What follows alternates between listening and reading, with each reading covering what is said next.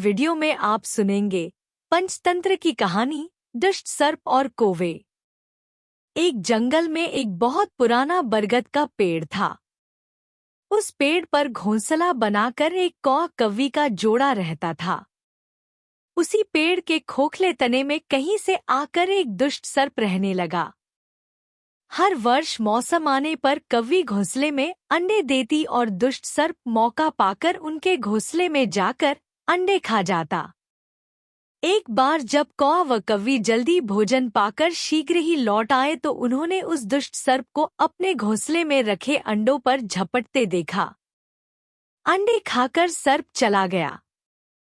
कौए ने कव्वी को ढाढ़स बंधाया। हिम्मत रखो, अब हमें शत्रु का पता चल गया है, कुछ उपाय भी सोच लेंगे। कौए ने काफी सोचा विचारा और पहले वाले घोंसले को छोड़ उससे काफी ऊपर टहनी पर घोंसला बनाया और कव्वी से कहा, यहाँ हमारे अंडे सुरक्षित रहेंगे। हमारा घोंसला पेड़ की चोटी के किनारे निकट है और ऊपर आसमान में चील मंडराती रहती हैं। चील सांप की बैरी है। दुष्ट सर्प यहाँ तक आने का साहस नहीं कर पाएगा। कौवे की बात मानकर कौवी ने नए घोंसले में अंडे दिए, जिसमें अंडे सुरक्षित रहे और उनमें से बच्चे भी निकल आए। उधर सर्प उनका घोंसला खाली देखकर यह समझा कि उसके डर से कौआ कव्वी शायद वहां से चले गए हैं, पर दुष्ट सर्प टोह लेता रहता था। उसने देखा कि कौआ कव्वी उसी पेड़ से उड़ते हैं और लौटते भी वही हैं। उसे यह समझते देर नहीं लगी कि उन्होंने नया घोंसला उसी पेड़ पर ऊपर बना रखा है। एक दिन सर्प खों से निकला और उसने कौओं का नया घोंसला खोज लिया। घोंसले में कौआ दंपति के 3 नवजात शिशु थे। दुष्ट सर्प उन्हें एक एक करके निगल गया और अपने खों में लौटकर डकारे लेने लगा। कौआ व कव्वी लौटे तो घोंसला खाली पाकर सन्न रह गए। घोंसले में हुई टूट फूट व नन्हे कौओं के कोमल पंख बिखरे देखकर वह सारा माजरा समझ गए। कव्वी की छाती तो दुख से फटने लगी। कव्वी बिलख उठी, तो क्या हर वर्ष मेरे बच्चे सांप का भोजन बनते रहेंगे? कौआ बोला, नहीं। यह माना कि हमारे सामने विकट समस्या है, पर यहाँ से भागना ही उसका हल नहीं है। विपत्ति के समय ही मित्र काम आते हैं। हमें लोमड़ी मित्र से सलाह लेनी चाहिए। दोनों तुरंत ही लोमड़ी के पास गए। लोमड़ी ने अपने मित्रों की दुख भरी कहानी सुनी। उसने कौआ तथा कव्वी के आंसू पोंछे। लोमड़ी ने काफी सोचने के बाद कहा, मित्रों, तुम्हें वह पेड़ छोड़कर जाने की जरूरत नहीं है। मेरे दिमाग में एक तरकीब है जिससे उस दुष्ट सर्प से छुटकारा पाया जा सकता है।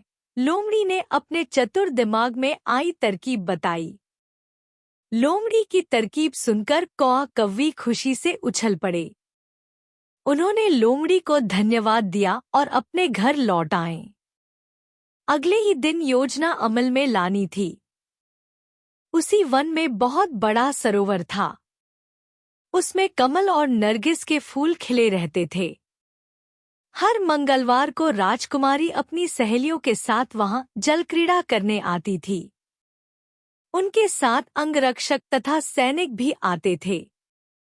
इस बार राजकुमारी आई और सरोवर में स्नान करने जल में उतरी तो योजना के अनुसार कौआ उड़ता हुआ वहां आया। उसने सरोवर तट पर राजकुमारी तथा उसकी सहेलियों द्वारा उतार कर रखे गए कपड़ों व आभूषणों पर नजर डाली। कपड़े के ऊपर राजकुमारी का प्रिय हीरे व मोतियों का विलक्षण हार रखा था। कौवी ने राजकुमारी तथा सहेलियों का ध्यान अपनी ओर आकर्षित करने के लिए कांव कांव का शोर मचाया। जब सबकी नजर उसकी ओर घूमी तो कौआ राजकुमारी का हार चोंच में दबाकर ऊपर उड़ गया। सभी सहेलियां चीखी, देखो देखो, वह राजकुमारी का हार उठाकर ले जा रहा है।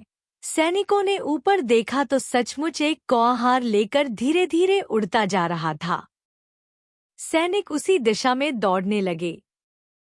कौवा सैनिकों को अपने पीछे लगाकर धीरे धीरे उड़ता हुआ उसी पेड़ की ओर ले आया।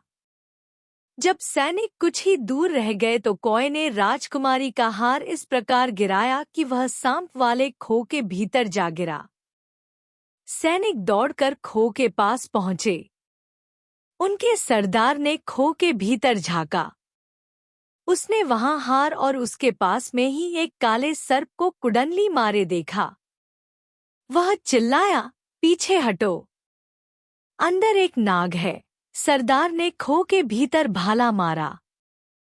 सर्प घायल हुआ और फुफकारता हुआ बाहर निकला। जैसे ही वह बाहर आया, सैनिकों ने भालों से उसके टुकड़े टुकड़े कर डाले। इस कहानी से हमें सीख मिलती है कि सूझबूझ का उपयोग कर हम बड़ी से बड़ी ताकत और दुश्मन को हरा सकते हैं। बुद्धि का प्रयोग करके हर संकट का हल निकाला जा सकता है। अगर आप इस चैनल पर नए हैं तो इस चैनल